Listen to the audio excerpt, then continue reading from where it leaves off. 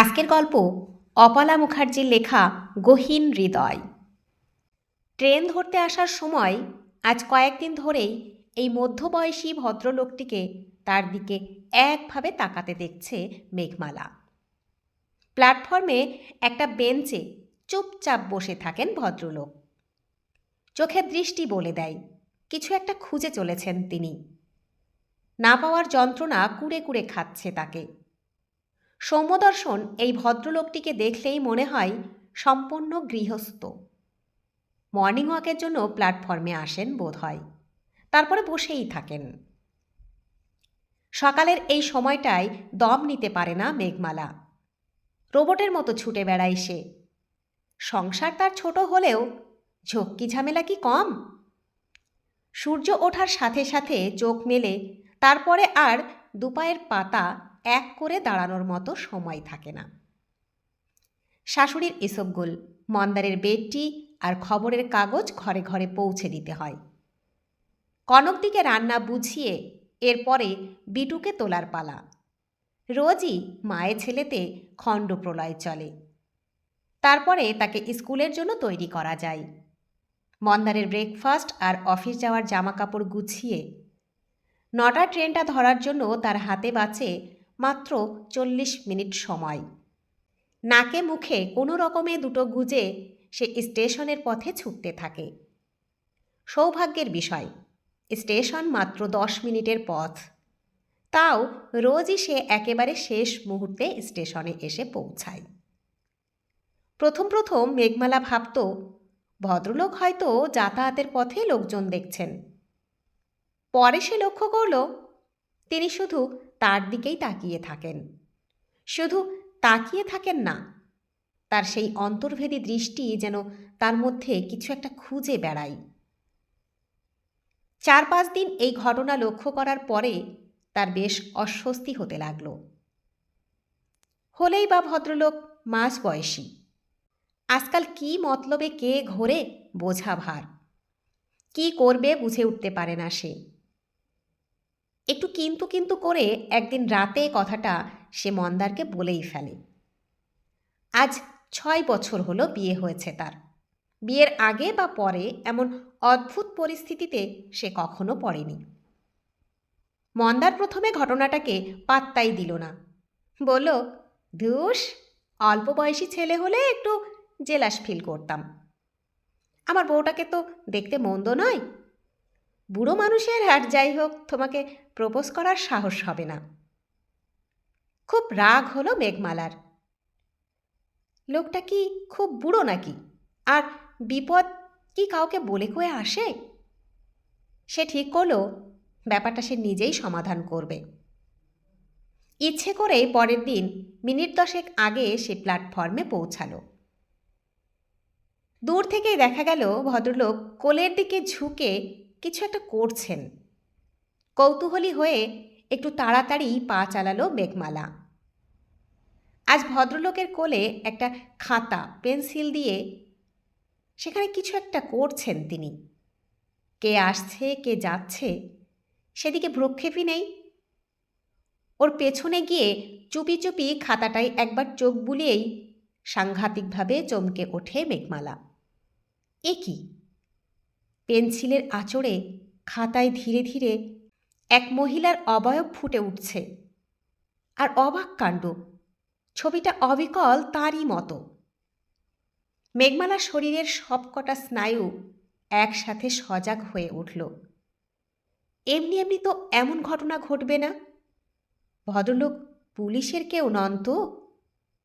সে নিজের অজান্তেই কোনো বিপদে জড়িয়ে পড়ছে নাকি? না, আজ আর অফিসে যাবে না সে। ভদ্রলোকের সাথে একটা বোঝাপড়া করা দরকার।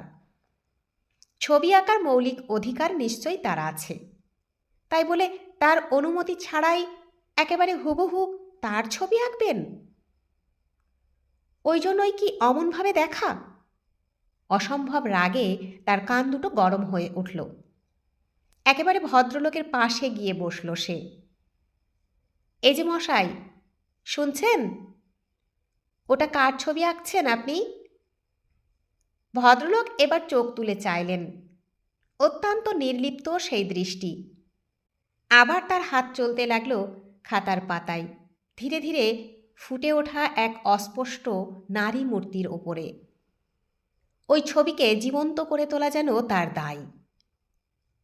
কি হলো, আপনি কি আমার কথা শুনতে পাচ্ছেন না? অসহিষ্ণু হয়ে ওঠে মেঘমালা। এবার ভদ্রলোকের মুখে মৃদু হাসি ফুটে ওঠে। গভীর দৃষ্টিতে মেঘমালার মুখের দিকে তাকান তিনি। ভরাট গলায় বলে ওঠেন, এত দেরি করলে কেন লাবণ্য? ছবিটা যে শেষ হবে না আমার। ওরা যদি আবার জোর করে আমায় ধরে নিয়ে যায়, তোমাকে আর দেখতে না দেয়। স্তম্ভিত হয়ে যায় মেঘমালা। ভদ্রলোক কি কোনো ভুল করছেন?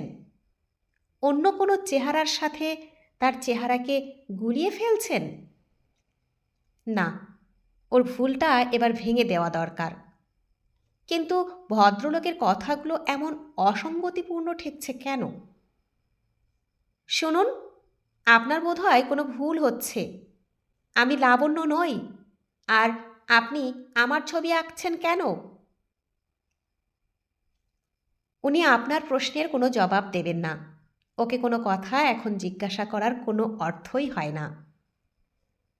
চমকে পেছনে ফিরে তাকায় মেঘমালা। এক মধ্যবয়সিনী এসে দাঁড়িয়েছেন।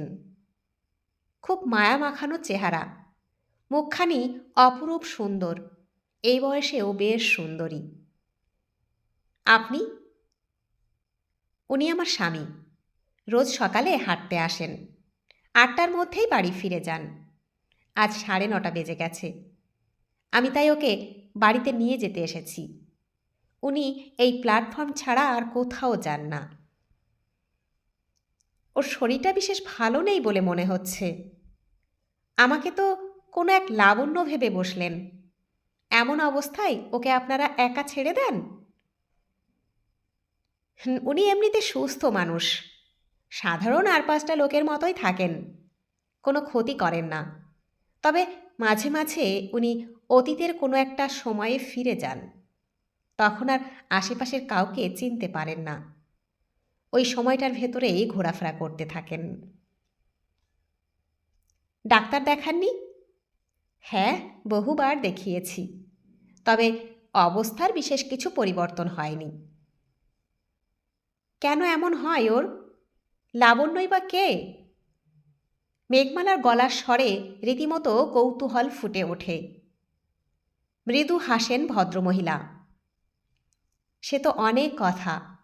সত্যিই যদি জানতে চান, আসুন না একদিন আমাদের বাড়িতে। ওই যে বোগেনভিলিয়ার লতা ঘেরা বাড়ি দেখা যাচ্ছে, ওখানেই আমরা বুড়ো বুড়ি থাকি। ভদ্রলোকের হাত ধরে ধীরে ধীরে বাড়ির পথে এগোন ভদ্রমহিলা। বাধ্য বালকের মতো ভদ্রলোক তার সাথে চলতে থাকেন। মৃদু গলায় অনুযোগ শোনা যায়, লাবণ্য, আজও ওরা জোর করে তোমার কাছ থেকে আমাকে সরিয়ে নিয়ে যাচ্ছে। বাড়ি ফেরার পরেও সেই সব হারানো গলার সুরটা যেন তাড়া করে ফিরছিল মেঘমালাকে। কি বাড়িতে কি অফিসে কোথাও কাজে মন বসাতে পারছিল না সে। এমনকি বিটুর সাথেও রোজই ঝামেলা লাগছিল। মন্দার এতটা ডিপ্রেসড মুডে তাকে এর আগে কখনো দেখেনি। দিন 3 বাদে সে চেপে ধরল মেঘমালাকে। কি ব্যাপার? মিডল এজড রোমিও কি প্রপোজ করলো নাকি? কি এত চিন্তা করছো বলো তো? সব ব্যাপার নিয়ে এত লাইটলি কথা বলো কি করে বলো তো? ভদ্রলোকের ব্যাপারটা অন্য রকম, পুরোটাই ধোঁয়াশা, বুঝতেই পারছি না কিছু। এবার বাধ্য হয়েই মন্দারকে সব কিছু খুলে বলতে হয়।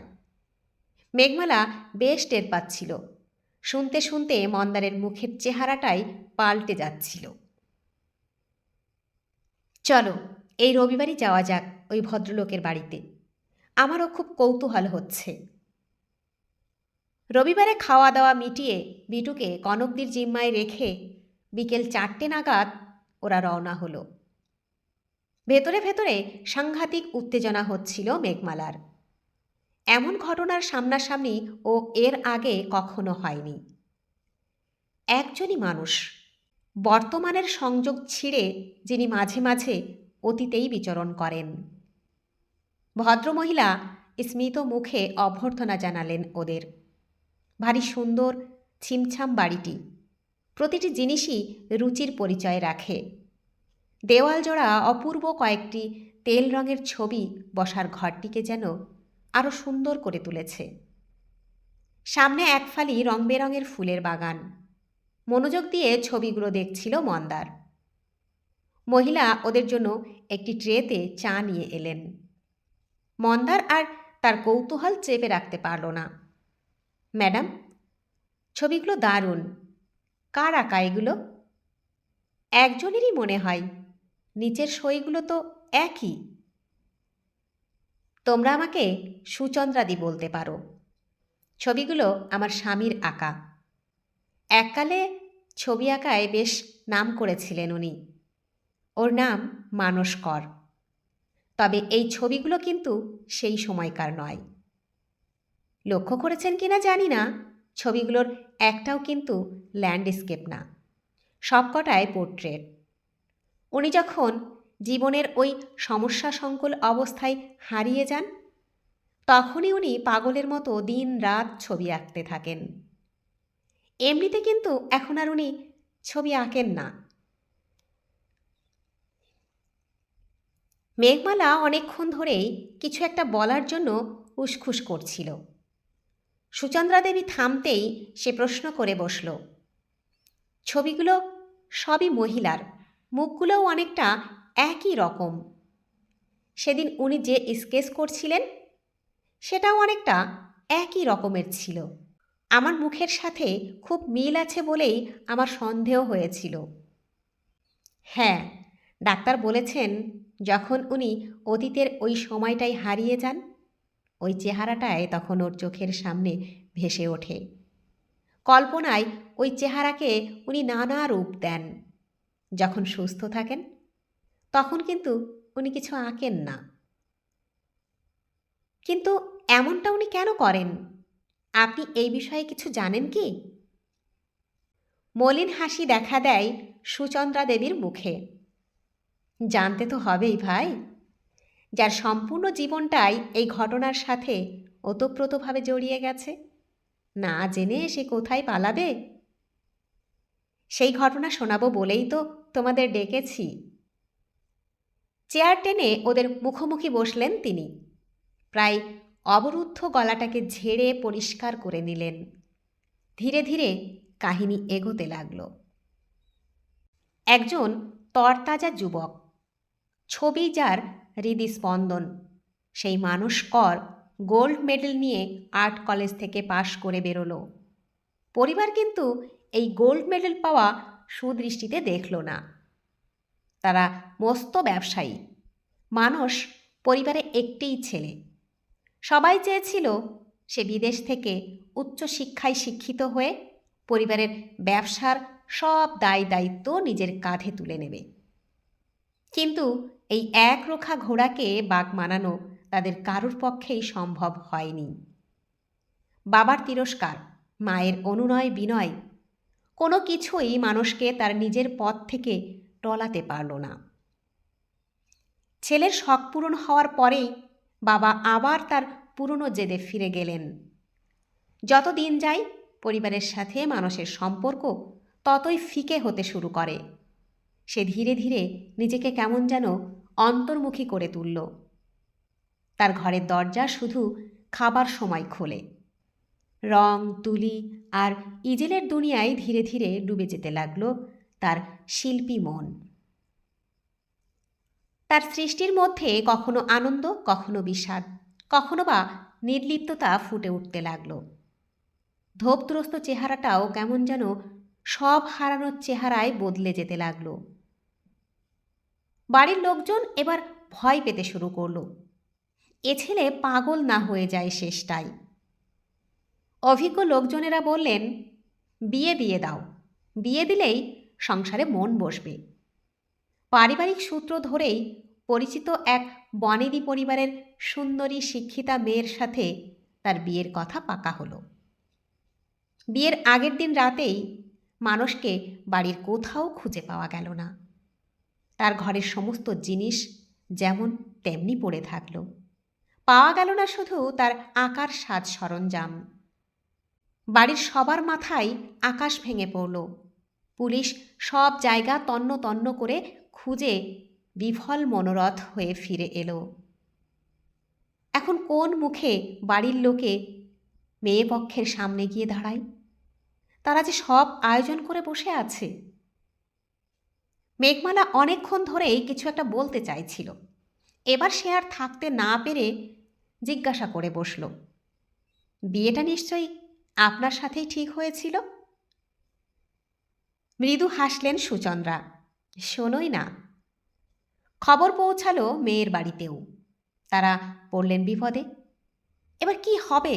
মেয়ে তো লগ্নভ্রষ্টা হবে।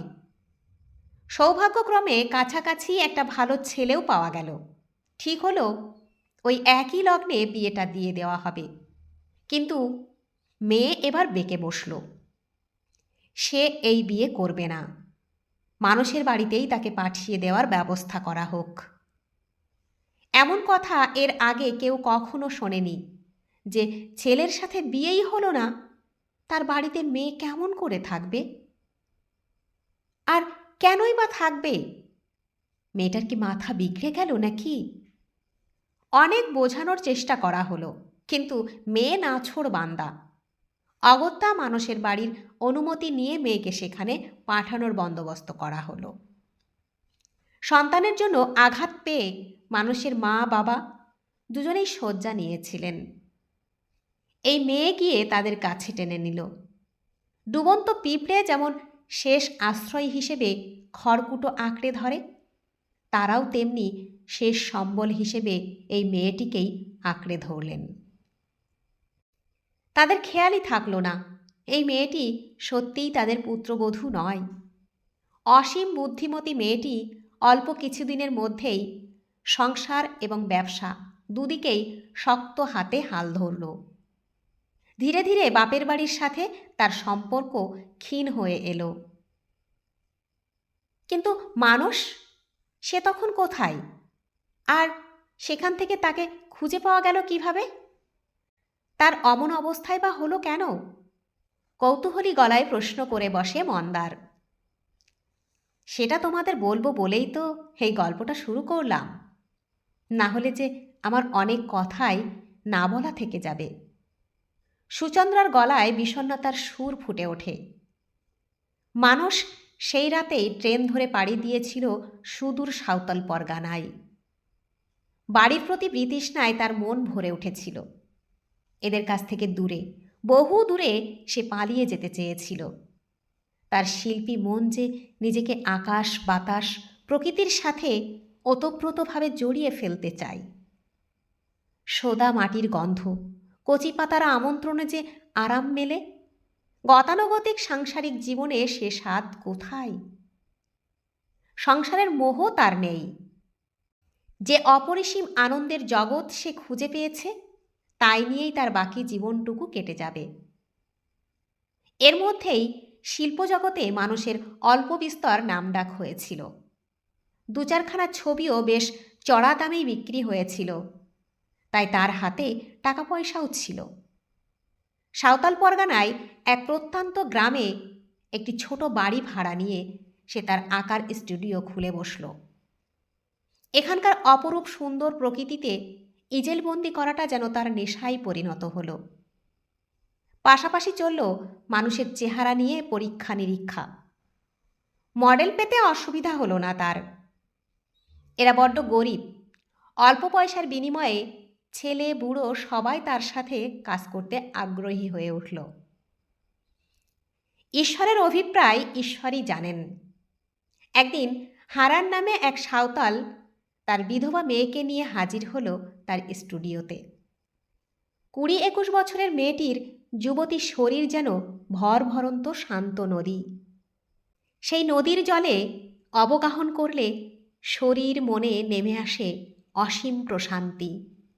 মেয়েটির ভীরু চোখের দৃষ্টিতে কিসের যেন এক অজানা আহ্বান। হে আটিশবাবু, আমার এই দুখিয়া মেয়েটাকে কাম দিবি তুই? ঘরে দানা পানি কিছুই নাই রে, অভাবের কপাল আমাদের। না হলে কি কামের লেগে ঘরের মেয়েকে কেউ ঘরের বার করে? আমিও বুড়া হয়েছি, শরীরে শক্তি নাই, রোজগার হবে কেমনে?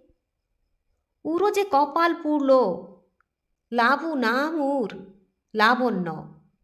তোর দুটি পায়ে পুড়ি বাবু, টুকুস কাম দিয়ে কেন রে? যাকে কথাগুলো বলছে হারান, সে তখন জঙ্গলি মহুয়ার তীব্র নেশায় মাতাল। এই মেয়েটার সমস্ত শরীর থেকে যেন ভেজা মাটির আকুল করা সোদা গন্ধ উঠে আসছে। এমন চেহারাই তো তার স্বপ্নে ভেসে বেড়ায়। পাগলের মতো দিন রাত এক করে এর ছবি আঁকবে সে। দেশে বিদেশে আর্টিস্ট হিসেবে ছড়িয়ে পড়বে তার নাম। লাবণ্য জায়গা করে নিল বাউন্ডেলে মানুষের ঘরে। সংসারের আকাঙ্ক্ষায় লালায়িত তার মন খুব সহজেই বুঝে নিল এ ছেলে এক ফোঁটা স্নেহের কাঙ্গাল। তিনকুলে কেউ নেই এর, আঁকড়ে ধরার মতো কুটে তো লাবণ্যর সামনেও নেই। তাই কোনো এক অজানা মন্ত্রে এই দুটি সদ্য তরুণ মন এক হয়ে গেল। মানুষের মনের আবেগ রং তুলির আঁচড়ে জীবন্ত হয়ে ফুটে উঠতে লাগলো তার ক্যানভাসে। লাবণ্য ছবির মডেল হওয়ার সাথে সাথে আপন করে নিল মানুষের সংসারকেও। সে এখন শুধু রাতটুকুর জন্যেই ঘরে ফেরে। কথায় আছে, ঘি আর আগুন একসাথে থাকলে অনর্থ ঘটবেই। সেই আগুন এখানেও এক বর্ষার রাতে জ্বলে উঠল। সেদিন বৃষ্টি যেন থামতেই চাইছিল না। বারবার চেষ্টা করেও লাবণ্য বাড়ি ফিরতে পারল না। মানুষের মনের মধ্যেও দুর্যোগের তাণ্ডব চলছিল। সেই অসহ্য কামাগ্নিতে নিজেকে আহুতি দিল লাবণ্য। মনে মনে সেও তো এই আকাঙ্ক্ষাই করেছিল। মেয়ে মানুষ যে সবসময় একান্তভাবে নিজের একজন মানুষ আর সাজানো গোছানো সংসারের স্বপ্ন দেখে। ওই পাগল ছেলেটার জন্য সবসময় তার বুকের ভেতরটা আকুলি বিকুলি করে উঠত। মানুষ কিন্তু একটু পরে নিজের ভুল বুঝতে পেরেছিল। সে বারবার লাবণ্যর কাছে ক্ষমা চায় আর তাকে কথা দেয়, যে পরিস্থিতিই সামনে আসুক না কেন তাকেই সে জীবন সঙ্গিনী করবে। মাস তিনেক যাওয়ার পরেই বোঝা গেল ওই ক্ষণিক অঘটনের জেরে লাবণ্য সন্তান সম্ভবা। হারান ক্রোধে ফেটে পড়ে। সে যে তাদের সমাজে একঘরে হবে। বুড়ো বয়সে এই কলঙ্কিনী মেয়েকে নিয়ে সে কোথায় মুখ লুকোয় এখন? মরণ হয় না তোর? দড়ি কলসি নিয়ে মর না কেনে? পীড়িত করার লেগে ওই দিকু ছেলেটাকে ছাড়া আর কাউকে মনে ধরল না তোর? আমারই বা এসব দেখার আগে মরণ হয় না কেনে? আকুল কান্নায় ভেঙে পড়ে বুড়ো। লাবণ্য চোখে অন্ধকার দেখে। হে মারাং বুড়ু, পথ দেখাও কেনে? ছোট বসতি, কথা পাঁচকান হতে আর কতক্ষণ লাগে। মোড়লের বিচারে ঘরে বন্দি হলো লাবণ্য। হুকুম হলো ওই দিকু ছোড়াটাকে গ্রামের বার করে দাও। বেশি জোর দেখালে বল্লম দিয়ে এফোড় ওফোড় করে দাও ওর বুক। প্রেম কি কোনো বাধা মানে? লাবণ্য আর তার দুরবস্থার কথা মানুষের কানে পৌঁছতে বেশি সময় নিল না। পাগলের মতো ছুটে গেল সে। সাঁওতাল সমাজের নিয়ম বড় কঠোর। সে নিয়ম ভাঙলে তারা কাউকে ক্ষমা করে না। লাঠির আঘাতে দুভাগ হলো মানুষের মাথা। রক্তে লাল হয়ে গেল জায়গাটা। সেই অবস্থাতেই টলতে টলতে নিজের ঘরে ফিরে গেল সে। হতভাগিনী লাবণ্য গলায় দড়ি দিয়ে নিজের জীবনের ইতি টানল। রক্তাক্ত শরীরেই টলতে টলতে নিজের ঘরে ফিরে গেল মানুষ। সেখানে পৌঁছেই সে জ্ঞান হারালো। পরদিন গ্রামের কয়েকজন ভদ্রলোক সদয় হয়ে তাকে হাসপাতালে ভর্তি করে দেন। মানুষের ডায়েরি লেখার অভ্যাস ছিল। সেখান থেকেই তার বাড়ির ঠিকানা মেলে। যোগাযোগ করতেই ছুটে আসেন বাড়ির লোক। সেই মেয়েটিও সাথে আসে। কলকাতার হাসপাতালে চিকিৎসা শুরু হয় তার। জমে মানুষে টানাটানি করে সে যখন সুস্থ হয়ে ওঠে, তখন সে একেবারে আলাদা মানুষ। ছবি আঁকার নেশা তাকে ছেড়ে যায়নি, কিন্তু মাঝে মাঝেই স্মৃতিভ্রংশ হয়। সে ফিরে যায় সাঁওতাল পরগনার সেই দিনগুলোতে। তখন সে কল্পচক্ষে লাবণ্য ছাড়া আর কাউকে খুঁজে পায় না। পাগলের মতো আঁকতে থাকে তার সেই দইতার অবয়ব। সামনের যে কোনো মহিলাই তখন তার চোখে লাবণ্য হয়ে যায়। অন্য সময় যখন সে আবার নিজের মধ্যে ফিরে আসে, তখন সে একজন নিশ্চুপ, অনুভূতিহীন মানুষ। সারাদিন যে মেয়েটি তাকে আঁকড়ে পড়ে থাকে, সেও তার কাছে নিছক এক শুশ্রূষাকারিণী। সুচন্দ্রা একটু থামতেই মেঘমালা তার হাত চেপে ধরে। দিদি, এমনভাবে নিঃশেষে নিজের জীবনটাকে বিলিয়ে দিলেন আপনি? কি পেলেন তার বদলে? বিয়েটাও কি হয়েছিল আপনাদের? ভালোবাসা যে এমনই হয় ভাই। প্রকৃত ভালোবাসা যে নিঃস্বার্থ। ভালোবাসাই ভালোবাসাকে বোঝে।